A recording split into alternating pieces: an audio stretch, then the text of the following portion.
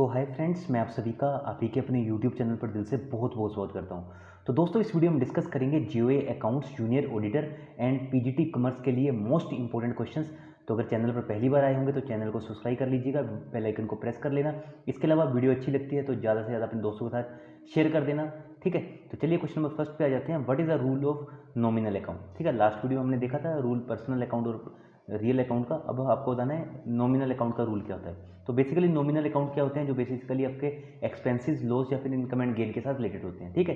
So the rule of nominal account is debit all expenses and credit all income. तो right answer रहेगा option B, ठीक है। इसके पुरानी वाला वीडियो जरूर देखना, उसमें आपको रियल और पर्सनल अकाउंट से रिलेटेड क्वेश्चन देखने को मिल जाएंगे, ठीक है।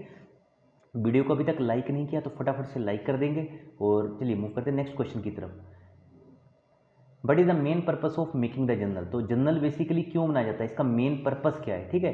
जर्नल बनाने का मेन पर्पस क्या होता है। So it is make to record the transactions first of all. तो बेसिकली जितनी भी ट्रांजेक्शन है उसको रिकॉर्ड करने के लिए सबसे पहले आप जर्नल बनाते हो, ठीक है। उसके बाद आप ट्रांजेक्शन सभी को रिकॉर्ड करते हो। तो राइट आंसर है ऑप्शन सी।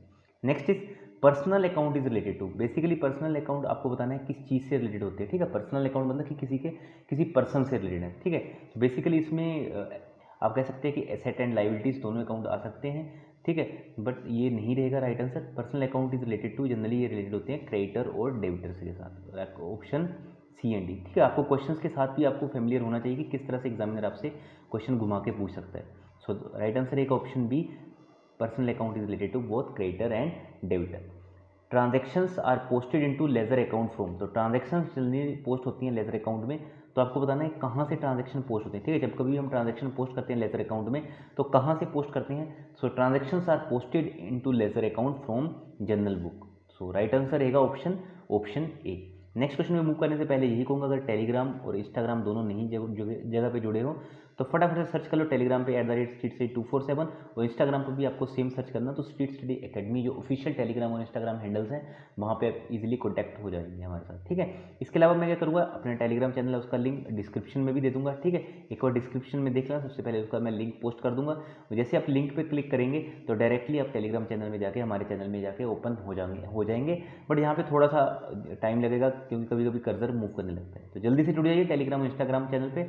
टेलीग्राम पे ऑलरेडी मैं अकाउंट से रिलेटेड या फिर जीके से related most important question update कर देता हूँ, या फिर कोई करंट अफेयर्स जो इंपॉर्टेंट इवेंट है जिसके ऊपर वीडियो बनाना बहुत जल्दी में पॉसिबल नहीं होता है तो मैं टेलीग्राम चैनल में फटाफट से उसकी अपडेट कर देता हूँ।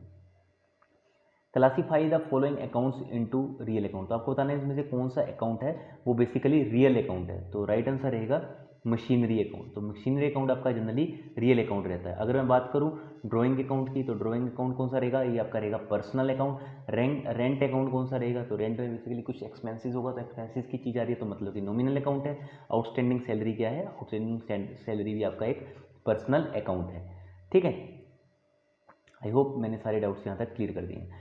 Purchase goods from Rahul of ₹20,000। तो राहुल परचेज गुड कितने की, 20,000 की उसने गुड्स परचेज की राहुल ने, ठीक है। At 10% trade discount. तो 10% का ट्रेड डिस्काउंट हुआ, ठीक है। Posting will be made in Rahul account in rupees. तो पोस्टिंग किस तरह से होगी राहुल के अकाउंट में, ठीक है। तो पोस्टिंग कैसे होगी, परचेज की है राहुल ने 20,000 की गुड्स, ठीक है। कितने के ट्रेड डिस्काउंट पे, 10% के। सो पोस्टिंग कैसे होगी राहुल के अकाउंट में, सो ये होगी क्रेडिटर में, ठीक है। अब 20,000 की गुड्स थी बट उसके ऊपर उसको 10% क्या मिला है, ट्रेड डिस्काउंट। तो 20,000 का 10% कितना हो गया, 2,000, मतलब कि उसको 2,000 का डिस्काउंट मिला है। तो क्रेडिट साइड में आपको एंट्री करनी है 18,000 रुपीज़ की। तो राइट आंसर रहेगा यहाँ पे credit side 18,000 rupees. Next is Raman who taken money of ₹10,000 become insolvent. तो रमन ने किसी बैंक से 10,000 रुपया लिया, ठीक है। वो क्या बन गया, दिवालिया बन गया। और बाद में क्या हुआ, कुछ टाइम के बाद उसका जो टोटली एसेट था वो DB2 DB3, आई होप आपको DB1 DB2 DB3 पता होंगे, जो डाउटफुल एसेट्स 1 2 और 3 होती हैं, ठीक है। उसके बाद क्या आ जाता है, लॉस आ जाता है, ठीक है। ये NPA के बाद की कंडीशंस होती हैं। तो बेसिकली यहाँ पे क्या हो गया कि ये टोटली लॉस हो गया था, तो बाद में क्या हुआ, 60% में सेटलमेंट हुआ। तो अब आपको बताना है कि पोस्टिंग कैसे होगी रमन के अकाउंट में, ठीक है। तो रमन के अकाउंट में पोस्टिंग कैसे होगी, तो सबसे पहले अगर हम बात करें तो डेबिट साइड में क्या क्या आएगा, सब डेबिट साइड में सबसे पहले तो आएगा जो कैश अकाउंट है वो डेबिट हुआ है। तो कैश अकाउंट कैसे डेबिट हुआ है, तो अगर हम देखें तो कैश अकाउंट हुआ है डेबिट अब हमारा। अब देख सकते हैं यहाँ पे 10,000 becomes instalment and paid only 60% in full settlement. तो उसने कितना पे किया है, 6,000, ठीक है। 10,000 में से सिर्फ उसने 6,000 पे किया। अभी 4,000 क्या बन गया, 4,000 बन गया आपका बैड डेट। ठीक है, तो कैश अकाउंट डेबिट कितना साइड में आया 6,000 और बैड डेबिट में कितना आया 4,000। ठीक है, अभी हमें एसेट लाइबिलिटीज़ को इक्वलाइज करना है, तो ये क्रेडिट साइड में कितने की एंट्री आएगी, तो आप देख सकते हैं क्रेडिट साइड में आएगी 10,000 ऑन क्रेडिट साइड। ठीक है, तो राइटिंग आंसर रहेगा posting will be made to Raman's account of accounts is of ₹10,000 on credit side. ठीक है, option C. Next is total asset in the business are ₹5 lakh. तो किसी बिजनेस में एसेट कितने के हैं, 5 लाख के हैं, और लाइबिलिटीज़ कितने की हैं, 4 लाख की। तो इन दोनों के बीच का डिफरेंस क्या होगा, तो इन दोनों के बीच का एसेट और लाइबिलिटीज़ के बीच का डिफरेंस क्या होगा, कैपिटल। तो कितनी कैपिटल उसने एक्सपेंड की है। तो ये आई होप ये वाली इक्वेशन आपको याद होगी, एसेट को is equal to L plus C, liabilities plus capital. ठीक है, तभी हम करते हैं capital is equal to asset minus liabilities. ठीक है, वही चीज़ थोड़ा सा घुमा के पूछ लिया, आप कह सकते हो क्वेश्चन वही है, घूमने का तरीका नया है, पूछने का तरीका नया है। ठीक है, तो ऐसे क्वेश्चन पूछ के भी आपको एग्जामिनर कंफ्यूज करता है। कुछ क्वेश्चन मैंने जीएसटी से लिए हैं। So Indian GST model has how many rate structure. तो भारत के जीएसटी मॉडल में कितने रेट स्ट्रक्चर हैं, तो भारत के जीएसटी मॉडल में हैं 4 रेट स्ट्रक्चर। ठीक है, number of characters in GST number, तो ये बहुत बार पूछा जाता है, नंबर कितने हैं करेक्टर के जीएसटी नंबर में। तो याद रखना 10 तो कभी होंगे नहीं, क्योंकि 10 में तो क्या आ जाएगा, पैन नंबर आ जाएगा। अगर प्रोप्राइटरशिप फर्म रही या पार्टनरशिप फर्म रही या फिर फर्म रही, कोई भी फर्म रही, उसका 10 डिजिट का तो पैन ही आ जाएगा। उसके आगे कुछ कंट्री सॉरी स्टेट का कोड वगैरह लगा होगा। ठीक है, हर स्टेट का अलग कोड होता है, एचपी का 2 है, महाराष्ट्र का 27, ऐसे हर स्टेट का अपना अलग कोड रहता है। तो ऐसे ये टोटल जो जीएसटी नंबर बनता है ये बनता है आपका 15 करेक्टर का, याद रखना option C. Number of members in GST council, तो जीएसटी काउंसिल में कितने सदस्य होते हैं, तो याद रखना 33 33 मेंबर होते हैं किसमें, जीएसटी काउंसिल में।